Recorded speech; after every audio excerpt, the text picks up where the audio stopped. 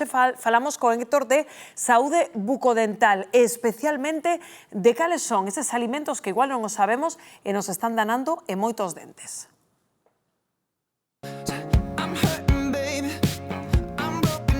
Pois os alimentos que evito son as cousas duras, os azúcares, a limpieza, sobre todo a limpieza, porque xa como agora xa son maior xa teño dentes que non son meus, entonces por eso os cuido.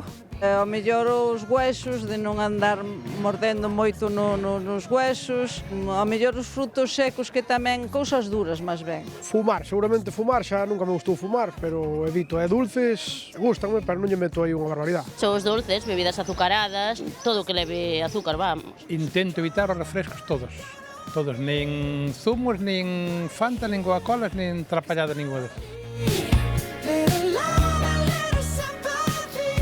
Claro, eu dicía, hai algúns alimentos, non, Héctor, que nos fan dano os dentes, igual non sabemos, por aquí ves algunhas lambetadas, que isto sí que nos dicían dende pequenos, iso mal. É o clásico, pero logo hai outros que igual non son tan clásicos e tamén nos están danando os dentes, e dan os dentes, danan a saúde e ao final tamén danan a carteira, porque logo ir ao dentista pois costa un bons cartiños. Me sai un gollo da cara, sí. Querido Héctor. A ver, por exemplo, as lambetadas realmente, por que son tan malas? Pois mira, nese caso, polo alto contido en azúcares. Pero aquí temos que ter cuidado con dúas cousas. Primeiro, hai algunhas que si teñen moito contido en azúcar, e ese azúcar, ao final, o que está facendo é alimentar as bacterias que todos temos na boca, que non se asuste ninguén, pero todos temos bacterias de xeito natural na nosa boca. É a microbiota oral que todos temos, viven aí, pero claro, cada vez que comemos, estamos dándolle de comer tamén a elas. Canto máis azúcar metemos, máis cantidad de alimento lle damos, e máis ácidos xeneran que acaban danando o noso esmalte dental.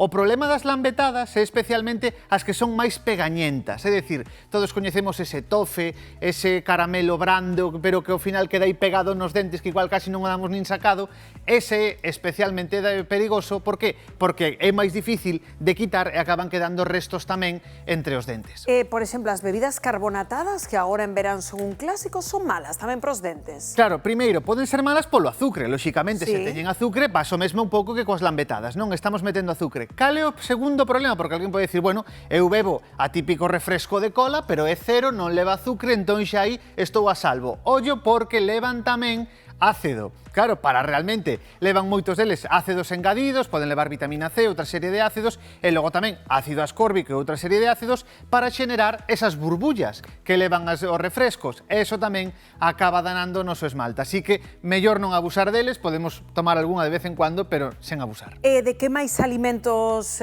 temos que ser precavidos tamén? Pois temos por aquí os encurtidos. Claro, ás veces hai xente que di, bueno, a ver, isto non leva azúcar, isto que problema vai ter? Ollo, porque moitas veces levan vinagre, e ese vinagre, ou igual que moitas veces simplemente un zumo de laranxa, pode parecer perfectamente inofensivo, pero o zume de laranxa, igual que os alimentos que levan moito vinagre, levan ácido, cambian o noso pH da boca e acaba danando o esmalte dental e acaba producíndose isto que vemos por aquí. Claro, de un lado temos por aquí o dente perfectamente sano, pero cando a base dese ácido imos danando o esmalte que recubre e que protexe o noso dente, acaba aparecendo isto, que acaban provocando pequenas fendas polos que se coan as bacterias e acabamos tendo problemas xa máis serios. Claro, porque cales son eses problemas que pode xerar, pois eso, abusar de lambetadas, non lavar os dentes, en fin, entendo que a caries non é o mítico, non? Sí, o clásico é a caries, pero vai moito máis alá. Falamos de sensibilidade dental. Por exemplo, persoas que cada vez que toman algo moi quente ou moi frío, generalmente algo moi frío,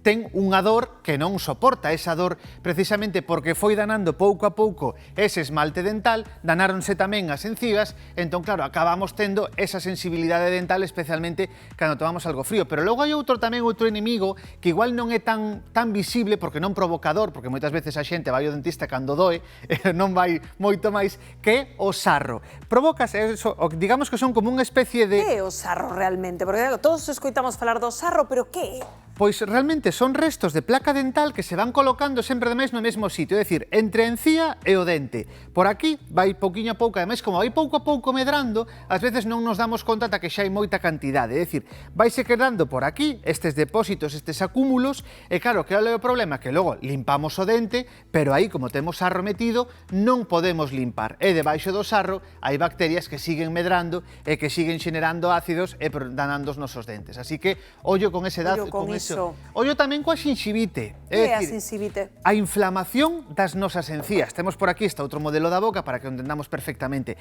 Temos os dentes, que todos coñecemos perfectamente, pero logo están todo ao redor as nosas encías. Estas que vemos por aquí en color rosadiño, que a veces o que fan o problema é que se inflaman. O color que teñen que ter é un color rosadiño claro, e non teñen que sobresaír moito do dente. Se sobresaen do dente, están vermellas e cando nos cepillamos sangran, ollo, porque probablemente teñamos xinxivite. O problema da xinxivite non só é esa inflamación da encía, é que, claro, o dente está fixado, gracias á raíz, está fixado na encía. Se esa encía está inflamada, o dente pode empezar a bailar e quedar un pouquiño flouxo e acabar caendo. Pero ademais temos máis problema, é que se temos unha proliferación exagerada de bacterias na nosa boca, pode acabarnos afectando no corazón. É dicir, como pode ter a boca en relación co corazón? Pois sí, moitos problemas de válvulas, de endocardites e de válvulas, empezan porque tiñamos algunha infección na boca que non tratamos, que non curamos, e acaban migrando esas bacterias cara ás válvulas cardíacas. E logo víamos aí tamén o mal alento, non? Tamén, que ese outro clásico que ás veces non nos damos conta, e se a xente cando lle falamos moi preto empeza a lanxarse, pois igual é que hai aí algún problemiña. Ese mal alento pode vir por varias causas, unha delas é, por exemplo, pois unha peza que temos danada e que non vemos a simple vista, pero que si o dentista nunha revisión vai na ver, e ás veces pois pode ser un problema tamén, incluso ás veces de acidez, problemas de estómago que acaban provocando ese mal alento. Así que imos ao dentista que nos faga unha revisión a ver onde está o problema. En definitiva, Héctor, que consellos nos darías, non, para evitar todos estes problemas? Pois mira, un deles que pode parecer moi sinxelo, pero é evitar picar entre horas. Por que? Porque cada vez que estamos picando entre horas, nos cambiamos o pH da nosa boca. É dicir, nos na boca temos a saliva, e esa saliva ten un pH determinado que en principio non dá nos dentes. Que pasa? Que cando empezamos a comer, cando metemos alimentos na boca, ese pH muda, volvese máis ácido para empezar o proceso da digestión, algo perfectamente normal. Que é o problema? Que se estamos continuamente mudando ese pH a un pH máis ácido, acaba provocando danos na nosa boca. Outra cousa moi recomendable tamén é que cando nos imos cepillar os dentes despois de comer, non ten que ser xusto exactamente despois de comer, senón que debemos agardar uns 20-30 minutos. Por que? Precisamente polo que falamos, por ese ácido, por esa saliva que mudou o ácido, é máis ácido, entón pode acabar danando os nosos dentes e estamos espallándolo cando nos cepillamos. Por eso aí, agardar esa media oriña. Se non temos un cepillo e non podemos agardar, temos aí unha solución secreta, aí que igual non é tan secreta, que son chicles. Anda. Claro, por fin, algo... Que será? Por Dios. Pois son vale, chicles sin azúcar, non é outra cousa que un chicle sin azúcar.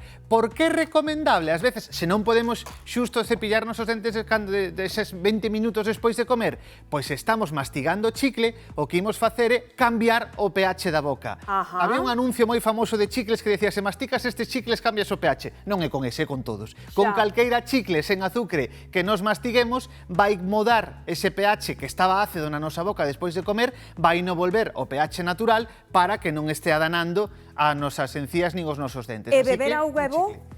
É bo porque tamén podemos, digamos, arrastrar todo ese ácido que quedou, sobre todo se lle metimos alimentos con vinagre, se lle metimos bebidas con gas ou algún alimento doce, poden quedar aí restos que estaríamos eliminando tamén.